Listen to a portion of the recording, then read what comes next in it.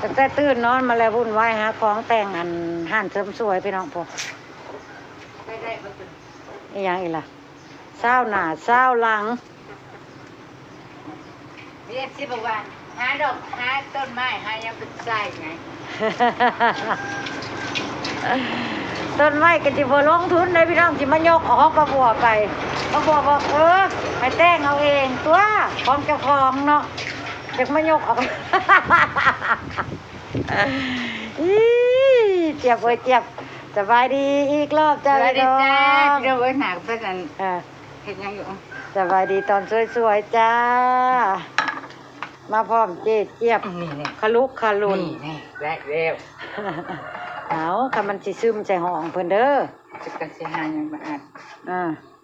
เบิ้งก่อนเป็นได้คือบ่เอาก้นมันเพิ่นจะเอาปลาฝามันมันงามกว่าล่างดีๆกระทางก็ได้มันบ่ยศติ้งมันบ่ได้ล้างก่อนนะจ๊ะแป๊บนึงโธ่เพิ่นสิมาหาเอาต้นไม้ต้นตอกไปใส่อันห่านเสริมสวยเพิ่นพี่น้องนี่เพิ่นสิมาเอาอันต้นที่ประบัวเพิ่งซ้ำไว้กำลังอันนี้ยังยกไปเบิดกระทางว่าหยังก็ได้มันก็บ่เป็นตาเอาแล้วเนาะ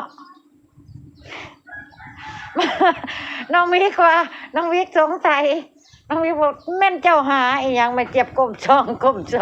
เจ้าหลอนบ่ หลานกะคักพี่น้องเอ้ย กะคงแนวมันบ่เคยเห็นเนาะย่างเลาะตามหน้าห้านนี่พี่น้องแล้วก็ก้มช่องกระทางนั่นก้มช่องกระทางนี่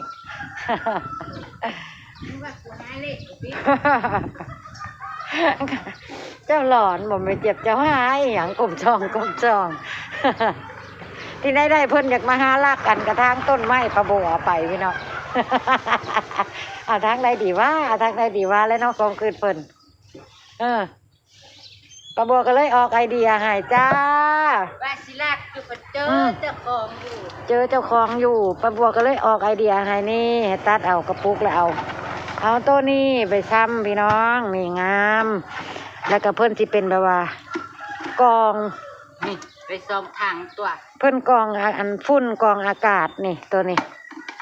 เพิ่นสิอีหยังประบัวก็ว่าบ่เป็นนะมันมีประโยชน์ได้อยู่ในห้องนะอันนี้นะมีประโยชน์ต่อมนุษย์เนาะต้นอันนี้นะนี่ประบัวซ่อมทางประบัวก็เลยแนะนำให้เจี๊ยบเอาต้นนี้ไปถ้าสิไปใส่ในห้านอาหารในห้านเสริมสวยตัดแต่งเอาแหนงเพิ่นนี่เป็นซ้ำเป็นพุ่มไปเลยงามนี่ตัดแต่งเอาเป็นยอดนั่นนี่พี่น้องนี่ถ้าเพิ่นอยากได้อีหลีเนาะปัจจุบันได้สิอยากมาหายกเอาตัวมันนักนี่ไป ใช่ดินด้วยนะบ่ใส่น้ำเอาอันนั้นใส่ก้อนตัดกิ่งเพิ่นมาใส่ตัดยอดแต่ละยอดเอาทั้งนอกพวกเอาประมาณศอกหนึ่งพอดีเลยกับเฮาชำแต่งให้เพิ่นเป็นพุ่งงามๆเลยแล้วเอาเข้าไปวางน้ำแห้งก็เติมน้ำใส่เพราะว่าเพิ่นมีหากออกตามขอเพิ่นมีรากย้อนออกตามขอเพิ่นก็ดูดน้ำเลี้ยงต้นเพิ่นได้เลยโดยที่บ่ต้องใส่ดินพี่น้องว่าดีบ่ล่ะดีกว่าเจี๊ยบสิมายกอันนั้นนี่เข้าไปวางในเฮือนน่ะพอดีมันสิเกิดล่าเกิดยังน่ะในเฮือนน่ะมันเปียกมันชื้นเลยมันลายดีเลย ตัดเอาให้มันชี้ยาวๆหน่อยเด้อโชมันมีตั้งเยอะตั้งแยะถ้ามันบ่สวยบ่งามแล้วมันนั่นก็มาตัดเอาไหมแนวนี้เด้ประบัวปลูกกันฝุ่นกับกันฝุ่นได้ดีเติบระดับหนึ่งอยู่ได้พี่น้องเลยก็มีคนแนะนำประบัวมาอะไรมีคลิปที่แนะนำแบบหาต้นไม้มันแท้จริงกันฝุ่นกองอากาศอันต้นอันนี้นะมันไม่ดีได้นั่นสวยงามเลยแหละตัดใบเลี้ยงเพิ่นออกลองดูกันมันยาวโพดบ่เฮ้ยว่านั่นเด้นั่นเห็นบ่ไอเดียประบัวน่ะบ่เหี่ยวจ้ะใส่น้ำตัดแต่งใบเลี้ยงใบย่างเพิ่นออกก็ดีก้อนจะเอาเข้าไปวาง รดน้ำเพิ่นอยู่ในโฮมแล้วเพิ่นก็สิเหลื่อมยาบๆแล้วได้นี่น่ะล้างฝุ่นออกเรียบร้อยในใบเพิ่นน่ะ เรื่องล็อกที่ดอก นั่นแหละคุ้มง่าย ค่ะเอาแบบนี้ก็ได้นี่แบบช่อนั่นนี่ก็ไปซ้ำ ๆ ไว้ แซมเลย แซมให้มันนานคุณได้ผู้พุ่มผม แล้วเอาดูมันล่ามออกมาเลยตัดลงนะ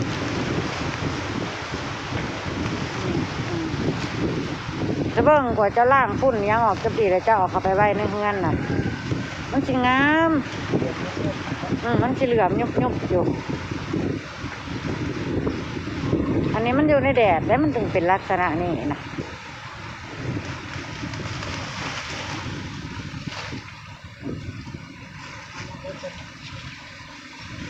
หกเลย จัดไปตัด ต้นไม้ปลูก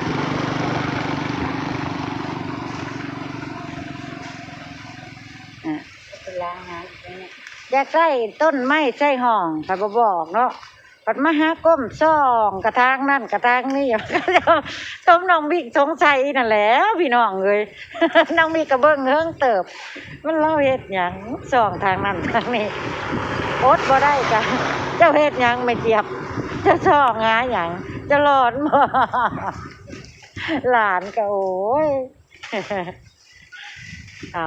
ได้แล้วเฮ้ยมันสิโพดอะไรได้เฮ้ย เซ็ตที่ทำงานลูกนะ อ้าวคันเฮ็ดเกินงามแล้วมันก็บ่งามได้เฮ้ยมาแล้วเนาะ แป้งออกไปล่าง เอาไปไม่ออกก็เตี้ย พูดไปล่างแล้วมาแต่งอยู่ห่มก็ได้ห่มพี่ทั้งเหล่าพี่ หนาว จะตัดแบบอยู่ เอาอันนั้นมาใส่เนี่ยเอาทางขยะมาใส่เนี่ยมันจะบ่เปียกไปทั่วที่ใบแห้งใบเจ้าติดนะไปเอาทางให้ตาเจ็บไปตกแต่งเอา ดอกมันก่อนไปล่างมันจัดใส่มันจัด เบิ่งไอเดียประบัวว่ามันสิสวยคือประบัวว่าบอก ดูดิดิคือหักเลย พุ่มค่ะก็ใช้อันเดียวแล้วแหละเอาใบเหลืองออกให้เบิด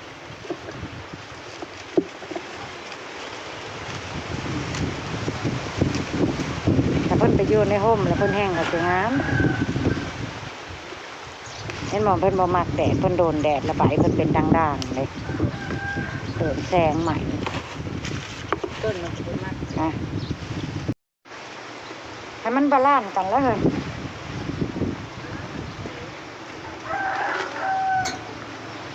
หากมันสามลูกไม่คิด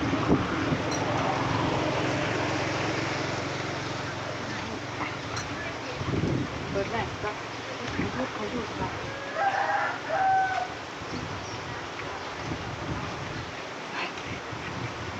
ตามเพิ่มให้มันเลยนี่ ฉันบอกเคยจัดดอกไม้เสื้อจัดไม่เป็น ไปจะฮักมุ่นว่าแหละข้อประเฮ็ดแห้ง จะมีแบบ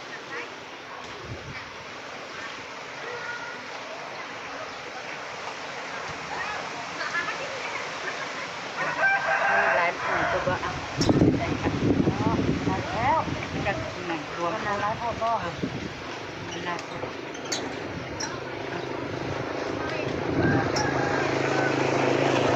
เอ็ดไปทบไปเท้าเพื่อนเลยพี่น้องเอ้ยเจ็บเผ็ด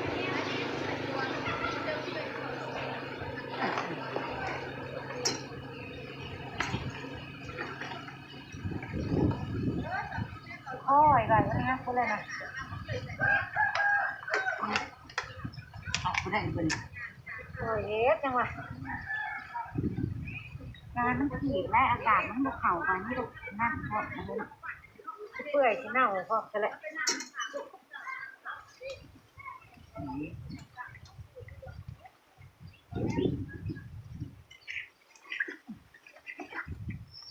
เด็ด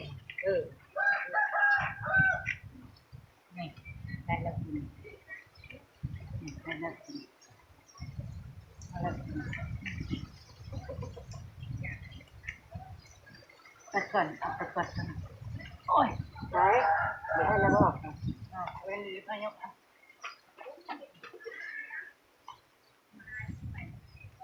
กระเบิ้งค่อยเบิ้งน้ำให้เพิ่นน้ำมันแห้งขอลงกระเติมใส่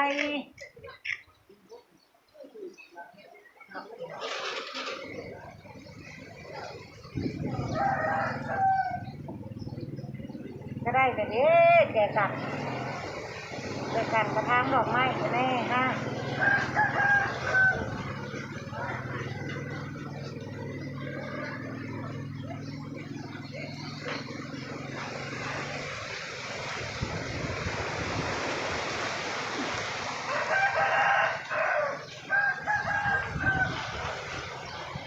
โอ้ยเบื่อ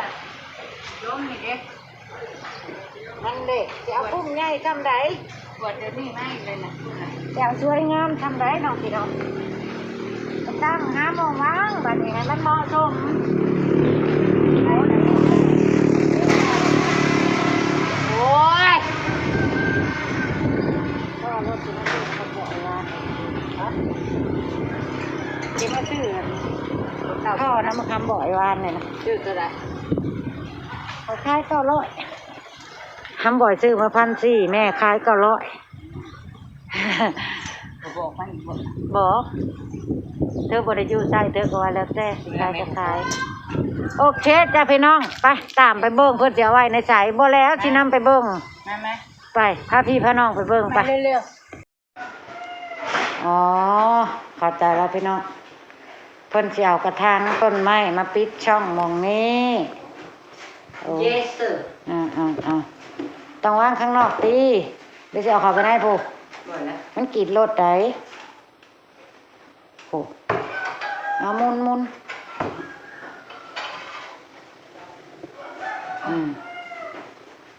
วางไหนพอดี2ถังแบบนี้ บ่ได้ ฮะ เต็มบ่ได้ คนละมุมอาจจะได้ ลองเบิ่งตัวหนึ่งอยู่นอกตัวหนึ่งอยู่ใน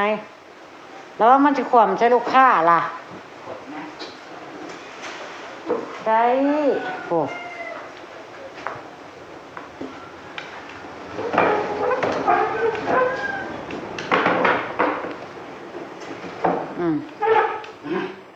เอามาเบิ้งบานนี่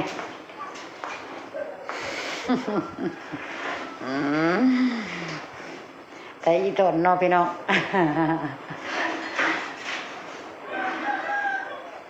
กันเฮ็ดหน้าบ้านมันก็ได้อยู่พี่น้อง แต่ต้องเฮ็ดห้องกระจกแล้วเฮ็ดเป็นห้องกระจกมองหน้าบ้านนะสั่นมันบ่เป็นตาอยู่เพราะว่ามันฝุ่น นี่ไงกูเรียกไปได้ได้หน่อยแท้เลย เอา2กับ2หั่นละเฮ็ดมา2เลย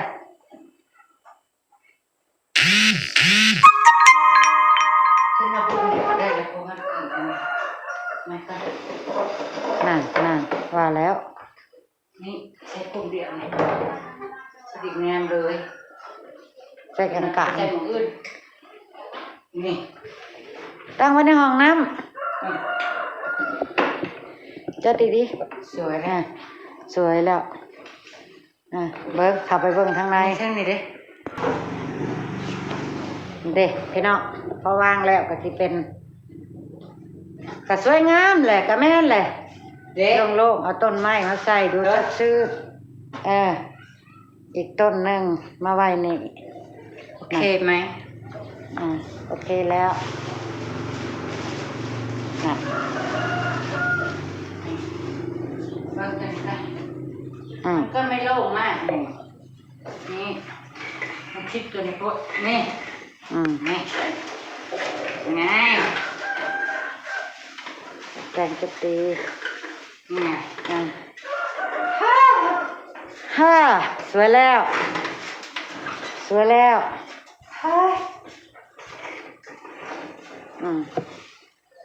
จัดใบเพิ่นจุกตีนี่โอเค นี่ ขอบคุณนะคะสำหรับไอเดียที่บอกฉันมา น่ะ ฉันยังคิดอยู่ว่าจะเอายังใส่วะ แล้วก็ ไอเดียป้าบัวด้วยจ้ะป้าบัวถามว่าอยากเอาไปเฮ็ดหยังป้าบัวก็ได้ป้าบัวอยากเอามาใส่ในนี่อ๋อเพิ่นอยากไปหายกเอาอันที่มันมายุ่งมายังเงินที่มีดิน อันนี้ นี่ ไม่ ไง ไปง่ายๆอย่างเด้ มันบ่เหมาะ โรงงานเนาะ นี่เห็นบอกมันเป็นพุ่ม อันนี้มันกรองอากาศให้เรา มัน ด้วย กรองอากาศด้วยนั่นเลยเนลา ขอบ มิด คุณผ้าม่านสวยๆนะคะ จ้า ปิดหนึ่งเท่าไหร่ จะเข้ากันเลยกับอันพม่านกับแจกันดอกไม้อัน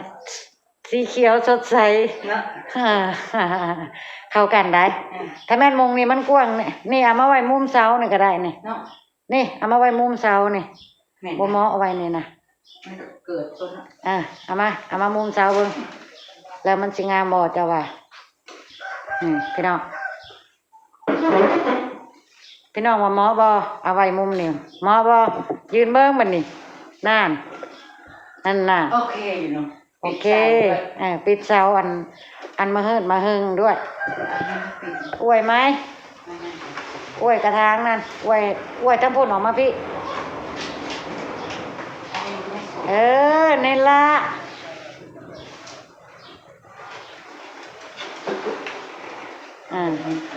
น่ะสวยจ้ะสวยแล้วจ้ะ เป็นบ้าจัดบนมือใช่ไหม ดอกไม้สดจ้ะ ไม่ใช่ของปลอมนะนี่ เพราะมัน ไม่ใช่ ของ ปลอ ป ม ลอม จ้า นะของแท้นี่เห็นบอกมุมนี้มอแล้วเนาะพี่น้องเนาะนี่กลมกลืนกับม่านข้อนี่ว้ายพอใจหรือยัง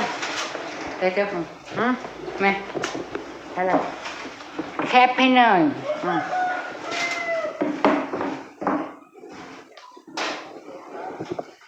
่ะคุณเต้งกับเรื่องเต้งเขานะล้างเลยนะคะ สวยจ้ะเดี๋ยวประบวกแคปรูปให้เพิ่นก่อนพี่น้องเม่นมาบอกเพิ่นแน่ว่าหมอบ่ว่างนะนี่ แต่ก็งงเหมือนเอฟซีบอกว่ากลับหัวกลับหางมันกลับตรงไหนมันไม่ได้กลับมันเป็นอย่างนี้มันเป็นดอกไม้หย่อนลงมาอย่างนี้นะคะ เป็นย้อน เข้าใจผิดนะคะ เป็นเถาวัลย์ย้อยลงมาประมาณนี้พี่น้องเป็นเถาวัลย์ย้อยลง ไม่ใช่เลื้อยขึ้นค่ะ ดูใบค่ะ ดูใบไม้เพราะว่าใบไม้มันหันขึ้น มีหลายคนเม่นมาบอกกลับหัวกลับหางมันกลับตรงไหนก็มาดูหลายรอบมันไม่ได้กลับนะ สังเกตใบไม้เพิ่นเลยพี่น้องนี่เลยใบไม้ อันนี้เป็นกำแพงใช่ไหมแล้วมันก็จะเลื้อยลงมาตรงเนี้ย ถึกแล้วจ้า ก็หน้าไม่สมเลยหน้าไม่สวยเลย เพิ่นมันก็เข้ากันเลยนะเอาลองเม่นมาบอกเกเจี๊ยบเด้อว่าไอเดียประบวกกับไอเดียพี่น้องมันสิคือกันบ่เนาะ สวย ว่างนี่แล้วก็ว่างมุมนี่นะจ๊ะไปแล้วจ้าอัปเดตอัปปีซารอน แต่ห้ามพีตรงนี้ในแรงนะเพราะว่า ก็บอกไว้เฮ้ย ฉันเอาไม้มาค้ำไว้แล้วฉันตอกเข้าไปให้มันติดเลย บอกไว้ว่า ไอ จะ เดี ทิ้ ย ง ฉันทำคนเดียวนะจ้าหนึ่งเมื่อวานเนี่ยทั้งวันค่ะฉันไม่บอกใครด้วย ไปเลยจ้า ไปแล้วจ้า ให้แต่งหน้าก่อน จ้าสบายดีพี่น้อง อันนี้ก็ยังติดเบรกบนติดไว้อยู่ไหมไปซื้อมา